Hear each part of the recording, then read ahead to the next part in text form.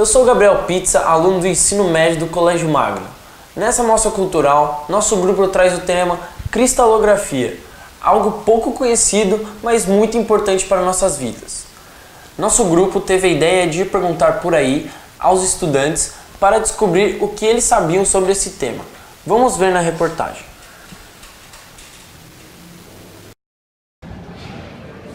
Eu estou aqui fazendo uma pesquisa nas escolas para saber o nível de conhecimento do tema cristalografia. Você saberia alguma coisa sobre esse tema?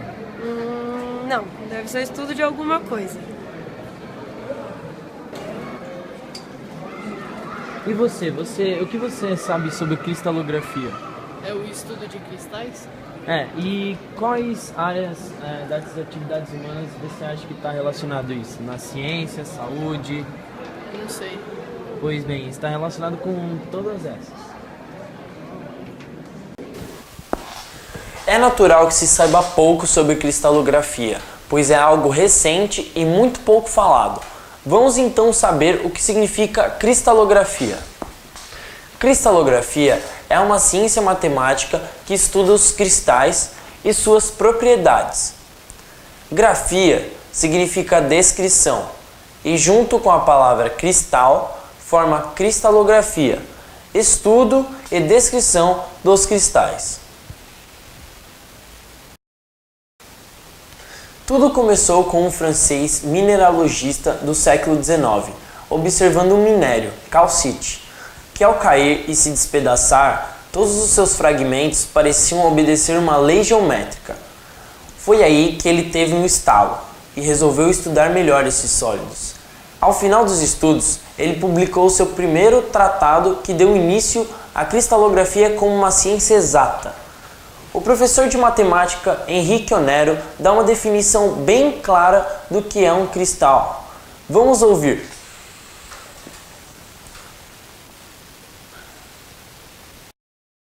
Um cristal é um sólido feito de átomos, moléculas ou íons organizados num padrão tridimensional, bem definido e que se repete no espaço milhões e milhões de vezes, formando uma estrutura regular que chamamos de estrutura cristalina.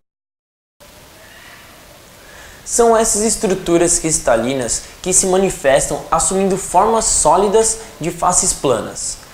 Na natureza, encontramos cristais de formas muito diversificadas. Vamos ver alguns exemplos.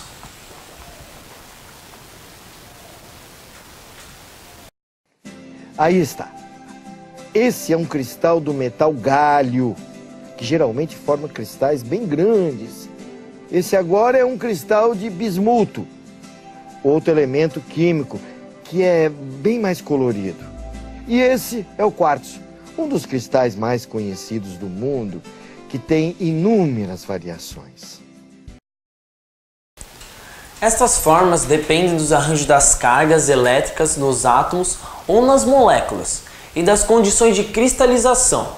Vamos ver alguns exemplos de formas e estruturas do professor Onero. Vejam, a neve possui um cristal com estrutura fractal. Um cubo de gelo possui uma estrutura cúbica. Algumas nuvens possuem prismas de base hexagonal. Esses são cristais com formas completamente distintas uma da outra. Cada uma é resultado de uma condição específica de cristalização. Este fenômeno também acontece com o carbono.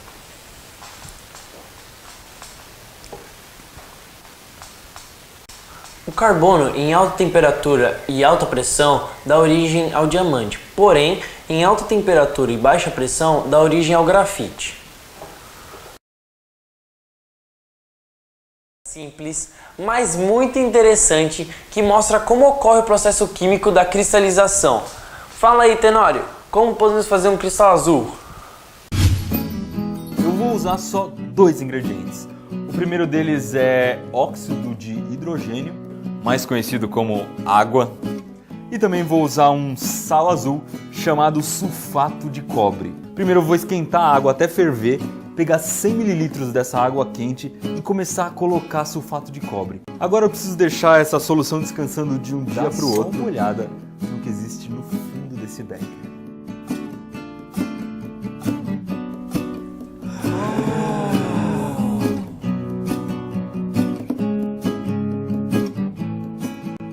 Mas calma, esses daqui são só os filhotinhos de cristal. Eu vou escolher um cristalzinho desse aqui, separar e colocar esse cristal junto de uma nova solução saturada de sulfato de cobre. Para fazer essa solução nova, eu posso dissolver na água os cristalzinhos que eu acabei de fazer. Esse cristalzinho que ficou lá no fundo vai servir como uma espécie de semente para o cristal grandão. E eu tenho que deixar isso aqui descansando por pelo menos a solução mais de uma semana atrás e o cristal grandão tá aqui dentro.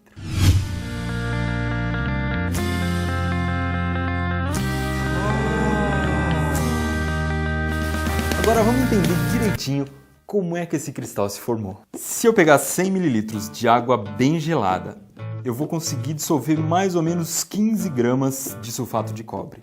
Mas se eu pegar uma água bem quente, quase fervendo, eu já consigo dissolver mais ou menos 70 gramas de sulfato de cobre. Ou seja, se a água estiver quente, eu consigo dissolver muito mais sulfato de cobre. Mas o que acontece se eu dissolver tudo isso aqui na água quente e aí eu deixo a água esfriar até chegar nessa temperatura? O que acontece é que vai ter muito mais sulfato de cobre do que deveria ter na água gelada. E aí essa diferença, esse sulfato de cobre que vai estar sobrando, vai acabar se cristalizando. Algumas curiosidades. A manteiga de cacau, o ingrediente mais importante de chocolate, cristaliza em 6 formas diferentes. Contudo, apenas uma derrete na boca e tem brilho e estrutura crocante, que torna-o tão saboroso. O robô Curiosity da NASA usou em 2012 a cristalografia de raio-x para analisar amostras do solo de Marte. Os resultados obtidos mostraram que essas eram semelhantes aos solos basálticos dos vulcões havaianos. Um dos objetivos do Ano Internacional da Cristalografia lançado pela Unesco é o de promover a educação e a sensibilização pública através de um conjunto grande de atividades. 2014 é o ano centenário da cristalografia dos raios-x.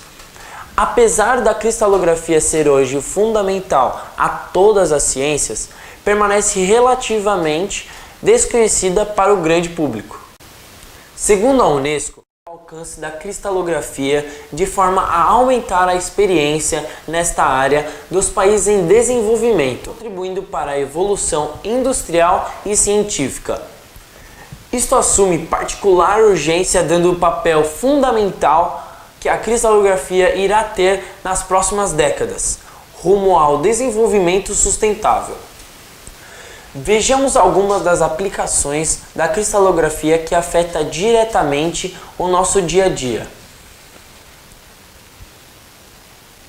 Água potável. A cristalografia pode ajudar a aumentar a qualidade da água em comunidades pobres. Por exemplo, pode identificar novos materiais capazes de purificar a água durante meses, tais como nanoesponjas, filtros de torneiras ou nanotabletes purificadores de água. A cristalografia consegue desenvolver novos produtos como materiais isolantes que reduzem simultaneamente o consumo de energia doméstica e as emissões de carbono. Também consegue identificar materiais que reduzem o custo energético de painéis solares, baterias, tornando-os mais eficientes. Ajudar a reduzir a poluição através da substituição de dissolventes químicos por produtos inorgânicos verdes. A cristalografia pode, por exemplo, melhorar a resistência crescente das bactérias aos antibióticos. A cristalografia pode ajudar os países a identificar as propriedades e o comportamento de plantas, contribuindo para o desenvolvimento de produtos de saúde e de beleza, remédios naturais e etc. E também pode contribuir para o desenvolvimento de curas das doenças em plantas ou em animais.